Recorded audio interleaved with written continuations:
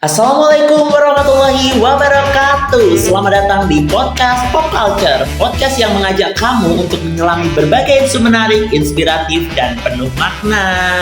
Halo sobat, selamat datang nih di podcast Pop Culture yang akan membahas isu menarik dan relevan dengan kehidupan generasi muda sekarang atau yang lagi hits tentunya. Hari ini kita akan bahas tentang fenomena yang sering kita temui nih.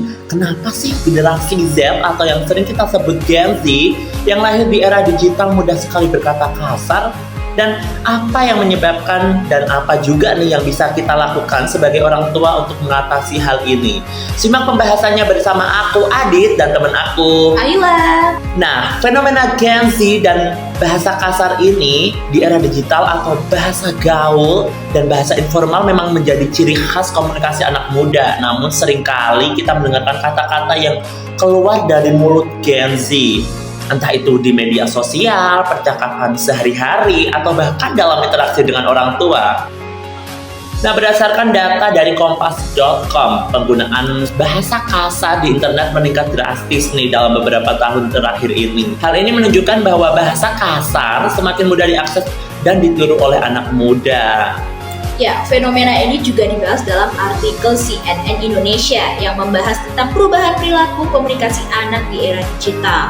Penyebab Gen Z mudah berkata kasar, lalu apa sih penyebabnya Gen Z mudah berkata kasar? Apa tuh? Nah, menurut psikologi Anim Azahra dari Himpunan Psikologi Indonesia, ada beberapa faktor yang mempengaruhi hal ini. Pertama, pengaruh media sosial dan internet. Anak muda sering sekali terpapar konten-konten yang mengandung bahasa kasar, baik di media sosial, video game, atau film. Kedua, faktor lingkungan. Jika anak muda berada di lingkungan yang sering menggunakan bahasa kasar, mereka cenderung meniru perilaku tersebut. Ketiga, faktor psikologis. Anak muda mungkin menggunakan bahasa kasar sebagai cara untuk mengeluarkan emosi, menunjukkan dominasi, atau menarik perhatian. Nah, solusinya sendiri untuk kedua orang tua atau orang tua di rumah dari Aning Azahra yaitu yang pertama, sebagai orang tua, apa sih yang bisa kita lakukan untuk mengatasi kebiasaan anak yang sering berkata kasar? Yaitu psikologi Aning Azahra dari psikologi Unima menyarankan beberapa hal. Yang pertama yaitu berikan contoh yang baik. Orang tua harus menghindari penggunaan bahasa kasar di depan mereka karena kan orang tua itu cerminan dari anak gitu ya kak ya. Kebalik dong, anak adalah cerminan dari orang tua gitu ya. Nah yang kedua yaitu ajarkan anak tentang pentingnya menghormati orang lain dan terus jelaskan dampak negatif dari berkata kasar sendiri. Ketiga yaitu berikan pilihan kata yang lebih sopan dan baik untuk mengungkapkan emosi anak. Dan yang keempat yaitu berikan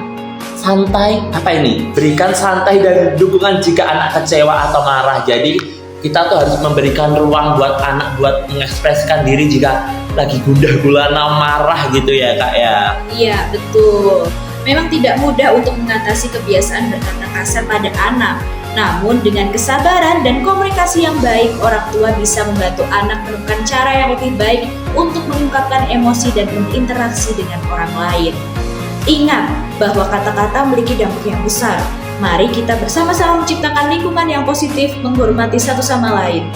Oke kak, jadi kan bahasa kasar tuh emang lagi sering digunakan nih pada anak-anak muda. Bahkan aku sering mau menjumpai anak-anak yang ya ibaratnya masih SD gitu ya, kayak ngomong tit anjir gitu, tit anjay lah apalah gitu. Padahal itu juga situasinya lagi gak marah, cuma lagi bercanda sama temen kayak anjay gitu kan. Kak Ayla juga sering jumpain hal-hal kayak gitu gak sih kak? Sering banget. Bahkan kemarin aku sempat ngobrol-ngobrol nih bareng teman yang dia tuh masih SMK ya, dia anak SMK. Aku tanya nih, pernah gak sih kalian menggunakan bahasa slang atau bahasa kasar ini dalam kehidupan sehari-hari? Mereka jawab, pernah, bahkan sering gitu, tiap hari. Terus aku tanya, kok kan pakai bahasa ini untuk apa? Gitu kan. Itu aku untuk komunikasi sama teman-teman aku aja sih gitu, karena mereka merasa kalau menggunakan slang itu lebih gitu ya kak ya. Terus komunikasinya tuh lebih nyaman, lebih kayak kita tuh bestie banget. Albion gitu ya.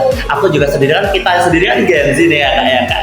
Sering banget juga gunain kata-kata itu buat simbol keakraban aja sih, bukan simbol kayak marah apa gitu ya, cuma kayak oh gini-gini saling nyapa juga kata-katanya juga agak kasar sih. Padahal itu kan sebenarnya kita gunain untuk sebagai simbol keakraban gitu ya Kak ya.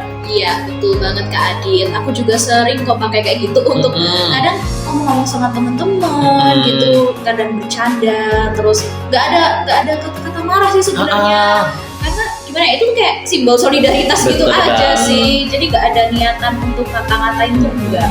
Terus kemarin Bu Aning Azahra atau seorang psikologi dari Universitas Muhammadiyah Magelang ini kan menyebutkan bahwa salah satu faktornya juga dari gadget gitu ya Kak. Kan sekarang tuh banyak sekali game-game online yang dimana di dalamnya tuh banyak sekali playernya menggunakan bahasa kasar untuk yaitu sama untuk berkomunikasi. Jadi banyak juga kan anak kecil sekarang bermain game online, jadi ya mungkin kebawa gitu ya Kak ya, kebawa arus istilahnya. Iya benar banget Kak Adit. Menanggapi hal ini ya sebenarnya sebagai mungkin kalau aku sebagai orang tua ya, jadi mungkin sebagai orang tua ya, ini aku agak worry sih ya sebenarnya, soalnya aku takutnya anak itu tidak bisa memposisikan diri, takutnya mereka di acara formal atau saat berbicara dengan orang yang lebih tua mereka menggunakan slang itu gitu loh. Oh kemarin kalau dari temen Kak Ayla yang diwawancara itu yang anak SMK itu gimana nih Kak? Apakah mereka juga gunain bahasa kasar untuk orang tua di rumah atau orang-orang yang lebih tua dari dia? Kalau aku kemarin tanya sama mereka tuh mereka jawabnya enggak sih Kak, hanya untuk teman-teman aja gitu. Mereka kalau di rumah atau berbicara dengan orang lebih tua, mereka menggunakan bahasa yang bagus. Oh gitu. Jadi bisa sih ya memposisikannya mungkin ya karena udah SMK ya Kak. Kan nggak tahu juga kalau anak yang masih di bawah SMK atau SMP kan masih labil ya Kak pikirannya. Jadi ya siapa tahu ya, makanya buat teman-teman yang ada di rumah dan buat orang tua yang ada di rumah, tonton podcast dari Pop Culture ini tentunya akan memberikan solusi-solusi yang menarik buat teman-teman di rumah tentunya. Iya betul banget Kak Adit. Oke, kalau dari orang tua sendiri tuh Kak, kan ini Bu Aning Azahra tuh menyebutkan bahwa perlunya keterbukaan terhadap anak gitu. Kalau dari Kak Ayla sendiri setuju nggak sih Kak? Iya betul banget. Soalnya di sini tuh kuncinya adalah komunikasi antara orang tua dan anak ya menurut aku.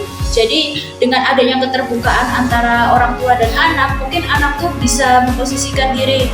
Gimana nih saat aku berbicara saat seperti ini tuh aku saat sama siapa, gitu. Saat acara di mana gitu. Terus mungkin dengan hal itu orang tua juga lebih bisa mengontrol gitu loh.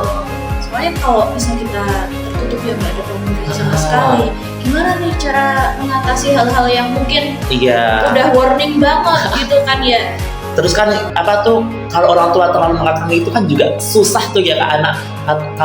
Karena anak muda tuh semakin dikekang malah semakin memborong-montak gitu ya Kak ya. Iya betul banget. Jadi sebenarnya juga sebagai orang tua agak susah gampang ya. Kita nggak boleh mengekang, tapi kita juga tetap tetap memantau anak gitu. Kita tetap membiarkan anak berekspresi, tapi ada batasannya. Itu sih yang menjadi PR orang tua saat ini. Bener banget. Kalau terlalu dilarang, anaknya malah semakin memberontak. Tapi kalau nggak dilarang, ya sama aja lost kendali gitu ibaratnya ya Kak ya.